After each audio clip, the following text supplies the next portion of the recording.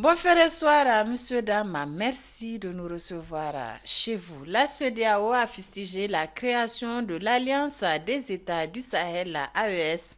Elle a souligné lors de son récent sommet tenu à Abuja le 9 et 10 décembre dernier. Pourquoi la création de l'AES dérange-t-elle la CEDEAO? Voyons cela avec monsieur Youssouf Boubacar, analyste politique de son État, joint au téléphone par notre reporter Sidikou Haruna. Réunis à l'occasion du sommet ordinaire de leur organisation communautaire à Abuja, les dirigeants de la CEDEAO n'ont pas seulement évoqué la question des sanctions contre les États membres démocratiquement récalcitrants, à l'image du Niger, du Mali, du Burkina Faso ou de la Guinée.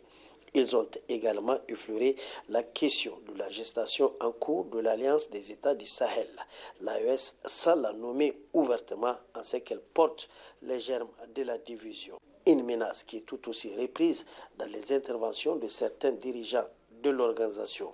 Alors, pourquoi l'Alliance dérange-t-elle tant la CEDEAO? L'analyste politique Issoufou Boubacar Kado l'apprécie à sa juste valeur. Maintenant, pourquoi la CEDEAO est inquiète par rapport à la création de l'AES? L'AES est créée sans influence extérieure. C'est les trois pays qui ont pris conscience de dangers qui les guettent.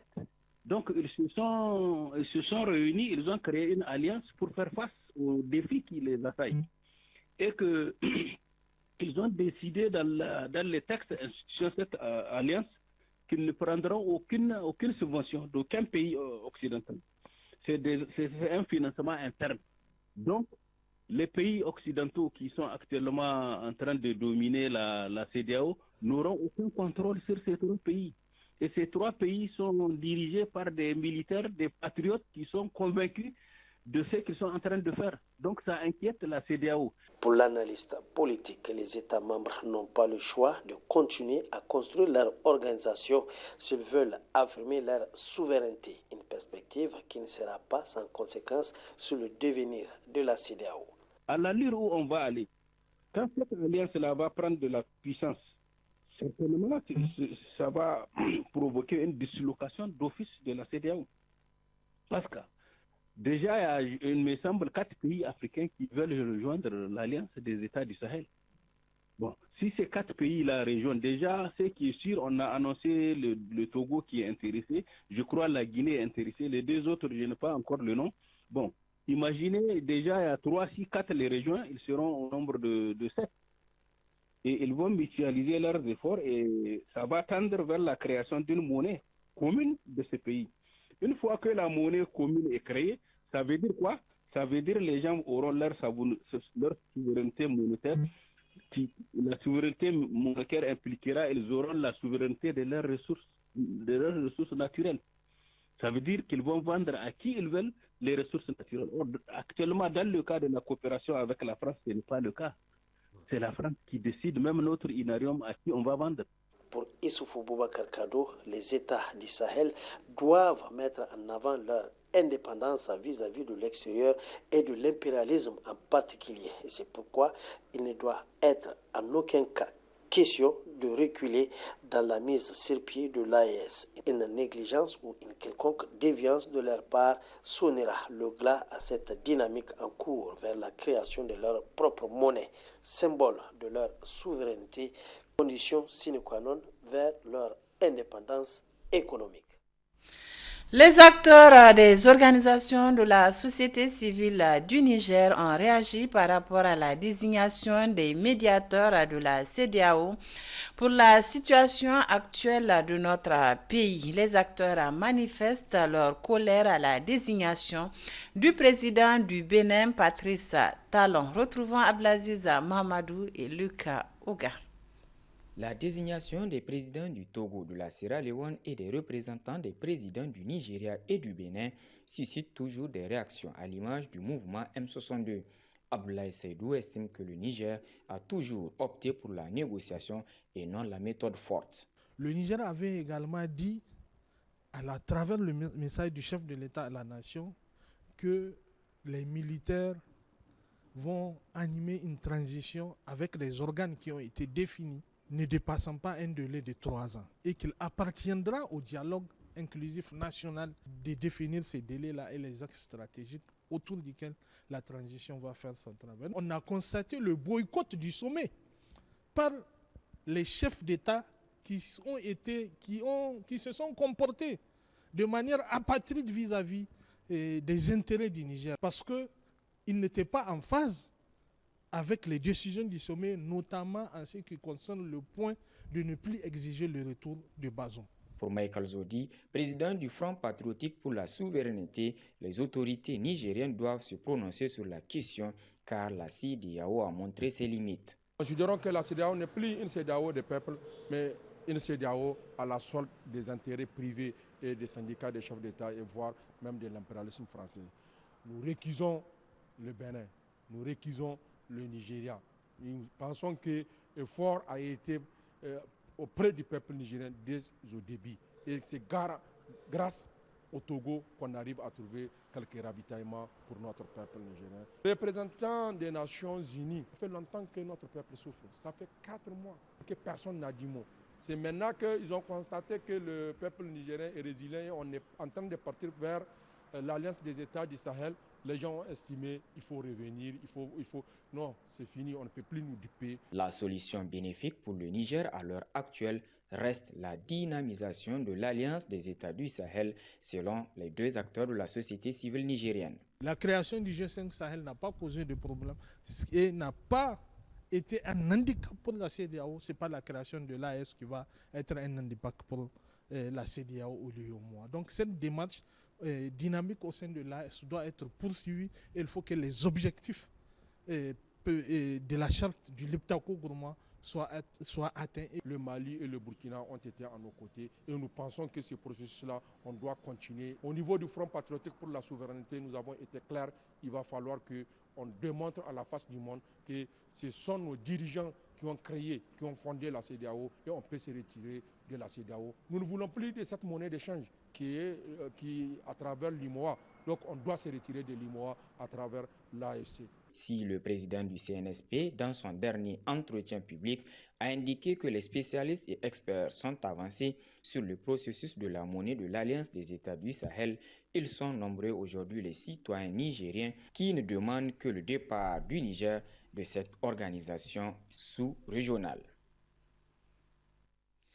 Parlons de cette table ronde autour des organisations de la société civile et les médias, une initiative de la coordination du Cercle de réflexion pour la démocratie, CRD Niger. C'est dans le cadre de la célébration du 75e anniversaire de la Déclaration universelle des droits de l'homme. Le compte-rendu avec Achatou Mamadou et Mamadou Djouri.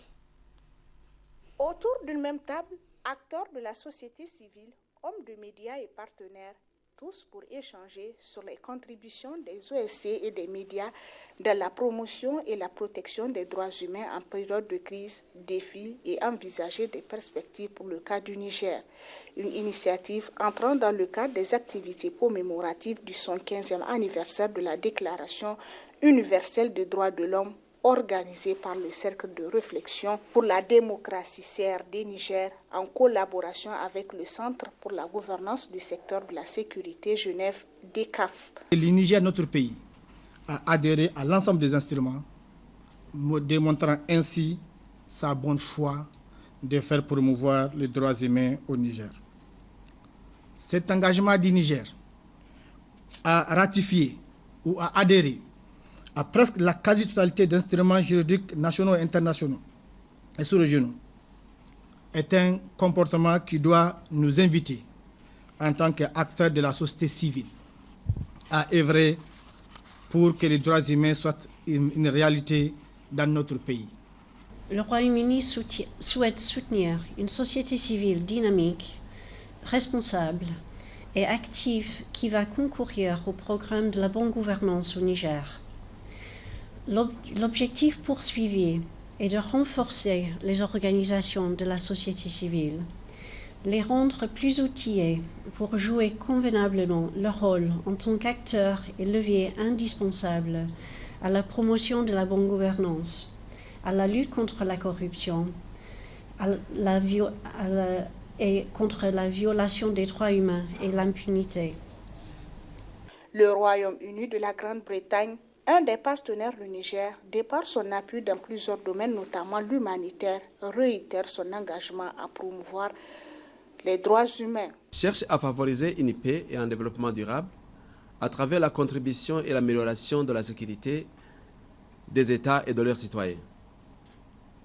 Engagé au Niger depuis 2014, la vision du DECAF est de créer un secteur de sécurité redevable et efficace, un environnement propice pour la paix et un développement durable, fondé sur l'état de droit, avec un accent particulier sur la sécurité humaine et la promotion des droits de l'homme. Ces 48 heures seront mises à profit par les organisations de la société civile et les médias pour aborder plusieurs sujets à travers des panels, dont entre autres le rappel des engagements souscrits par le Niger en matière de promotion et de protection des droits humains et les principaux droits et libertés susceptibles d'atteinte en période de crise.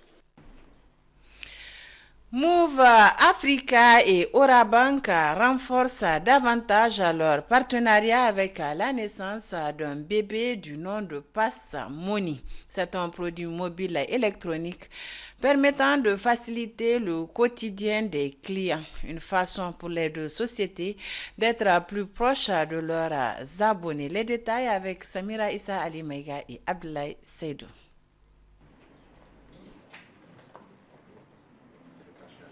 Cette signature de convention entre Move et Orabank est un partenariat Pass Money qui est un transfert d'argent entre un compte Orabank et un compte Move Money. Move Africa Niger et Orabank se sont mis ensemble pour faciliter l'inclusion financière en rendant possible l'utilisation des services bancaires depuis le téléphone mobile.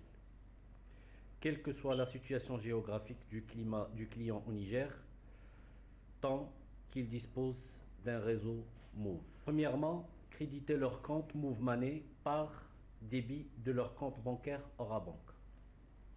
Deuxièmement, envoyer de l'argent du compte Move Money vers le compte bancaire Orabank.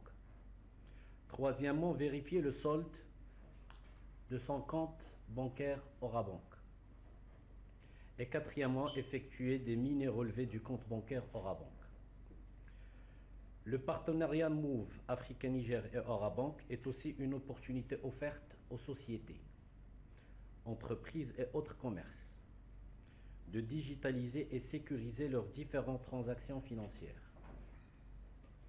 En activant ce service, vous faites de votre téléphone votre porte-monnaie électronique Move Money, présente dans 12 pays d'Afrique de l'Ouest et existante au Niger depuis 2014.